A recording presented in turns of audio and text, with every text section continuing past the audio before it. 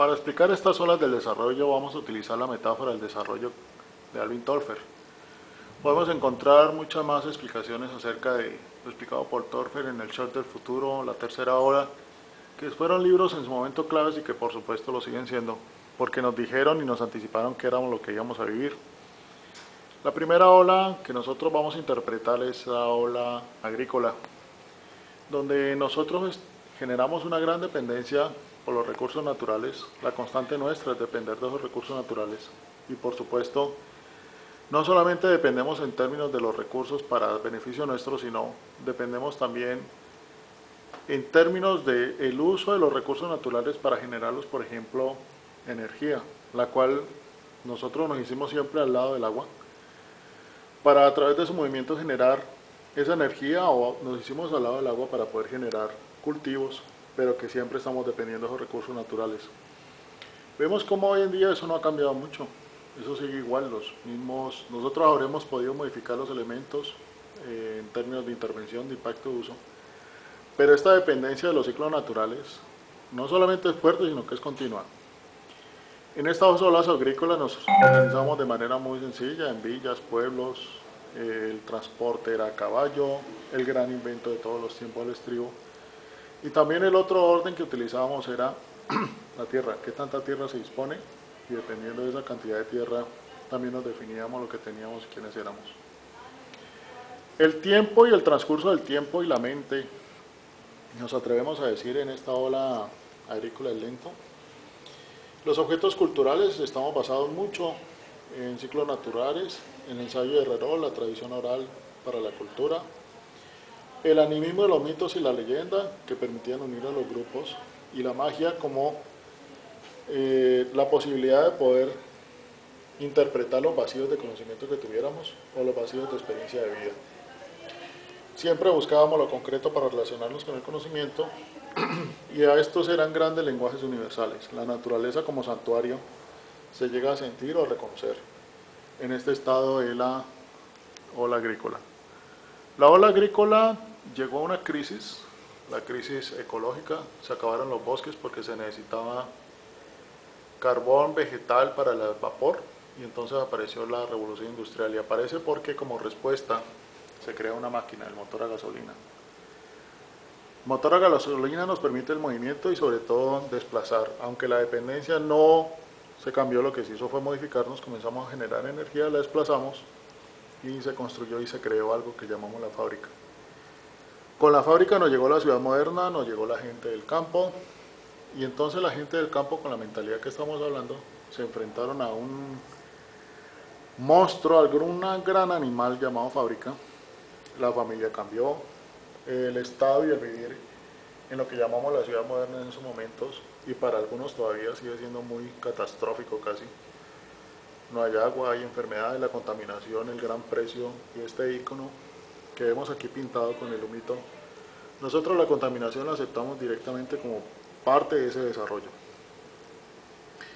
La fábrica nos trae un ritmo nuevo, nos trae reloj, aparece el turno de producción, aparece cuando entramos, cómo salimos y sobre todo cómo nos tenemos que comportar. Aparece un lugar para trabajar y un lugar para vivir. En el campo nosotros teníamos ambos juntos. Aparecen los roles de hombre y mujer, o se anclan mucho de manera más fuerte. Las relaciones y las edades cambian. Los niños no pueden acceder a trabajar a las fábricas, por ejemplo. Los signos también para nosotros identificarnos en la fábrica, símbolos como la ropa y otros objetos que utilizamos para decir quiénes somos dentro de esa estructura. Las fábricas se organizaron en el Fordismo, en el modelo Fordismo, con la línea de montajes, donde era común pensar, yo no lo tengo aquí para que piense. La gente no era sino simplemente objetos para muchos, hacían poco, solamente mover cosas. Aparecen los estudios basados en Taylor y Fayol, donde la persona simplemente era un objeto de trabajo. Los elementos de planear, organizar, dirigir y controlar que hoy siguen vigentes en la administración vienen de esta época, y aparece el sueño americano. Luego nos llega la tercera ola, la ola de los servicios, con una gran máquina, el computador. Así como en la segunda ola se genera el volumen del producto terminado, el volumen de las materias primas. Este gran volumen generó un movimiento muy fuerte, productivo, y generaron los datos, el volumen de datos. y aparece la máquina para poder manejar ese volumen de datos y convertirlo en información. Habían unas personas muy especiales en esa época que solamente sabían el lenguaje de la máquina, pero el computador, a través del movimiento de la información, a la creación de la información, comienza a modificar servicios. Creció el comercio. Por ejemplo, los productos o los ítems, la cantidad de ítems que podía vender un comercio se quintuplicó. La información acerca de materias primas, desarrollaron más fórmulas y mejores fórmulas para desarrollo de productos terminados. Cambió la banca, la educación, la salud. La agricultura ya contaba con muchísimo más información para poder transformarse.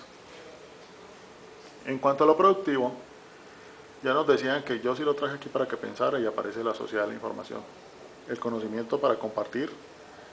Y de nuevo la máquina se transforma y ahorita llega el PC, el computador de escritorio, donde usted sí podía hablar con la máquina. Entonces el volumen de información se vuelve popular y se incrementa la velocidad.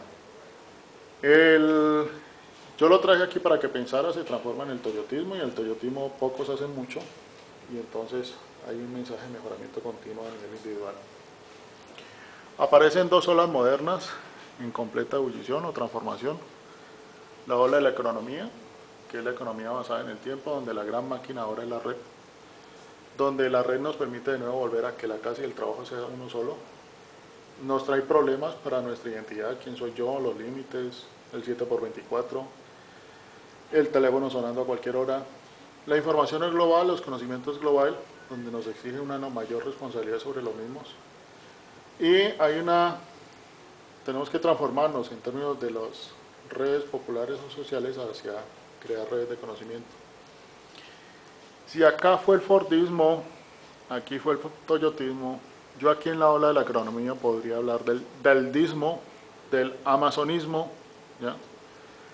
Los negocios de él o los modelos de él de producción, o el Amazon también para servicios de venta de libros, es otro de los ejemplos que podríamos tomar como típicos de esta ola de la economía. Nos llega una gran crisis, la crisis ecológica por agua y por petróleo. Esa crisis nos está llevando a una quinta ola, la ola de la ecología industrial, donde tenemos que cambiar completamente los modos de transporte, la comida sana, el agua llegará a un comercio, la energía, la construcción, donde todo esto es nuevo y no hay una máquina, así como hablé de la red, del computador, del motor a gasolina, una gran máquina para podernos transformar en esa ola de la ecología industrial. Pero si yo miro las olas en desarrollo, arrancando por la agrícola, vemos cómo esta ola agrícola vuelve y se conecta con esta ola ecológica. Podríamos pensar en doblar este tablero hacia atrás y crear una gran loop, o mejor aún, crear una espiral donde de nuevo los dos puntos, el de origen de ola agrícola y ahora el de ola industrial, de nuevo se están encontrando, pero en diferentes niveles. Para quien hoy está como profesional recibiéndose dentro de unos 5 años o 3 años, estará vigente profesionalmente hasta el 2050. Si hace 10 años tenemos móviles y hace 7 años o 5 tenemos internet, ¿qué va a pasar en los próximos 40 años? ¿Cómo nos va a cambiar no solamente toda esa tecnología, sino qué va a pasar o qué estaremos viviendo en el 2050? Tampoco tenemos respuesta. Solamente nos queda pensar que en este relato lineal, el relato avanza de manera desde la punta agrícola hasta la ecología industrial, pero también puedo decir que cada uno de estos elementos de relato va avanzando hacia adelante, el mismo, porque en nuestros medios y en nuestro entorno estamos rodeados de estas 5 olas a la vez que se están desarrollando y que yo debo prepararme. El futuro no es un cheque en blanco, el futuro genera responsabilidades y en especial poder identificar las conexiones que tenemos en estos relatos lineales que interpretar, pero también en estos avances hacia adelante de cada una de estas olas, porque seguimos dependiendo de estos 4 grandes ladrillos o estructuras que nos han permitido desarrollarnos.